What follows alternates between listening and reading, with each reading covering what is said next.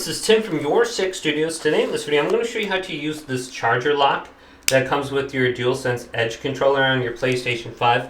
So you can see it's in this position over here, and this is used to lock your USB cable onto your PlayStation 5 controller. So if you look at this very closely, it says lock on the top and then unlock. What we can do is just open this up. So if we open it up, we can see there is a little USB cable symbol on here.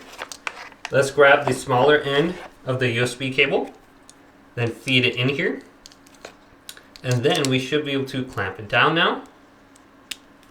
Alright, so there's our USB cable. Now what we can do is we can plug this into my controller.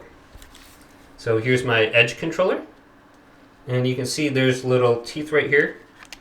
We can just plug it in, and this little side that sticks up, we want facing downward. We don't want it up here, we want it facing down. So we can see the lock and unlock. So once we place it in, it has to be in the unlock position. And then push it in and then go to the lock position. Now if we tug this, it's not going to come out. And it's going to be locked in place.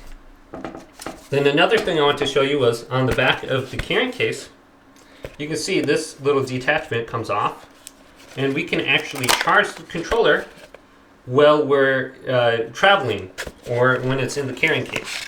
You can see it goes on through just like that.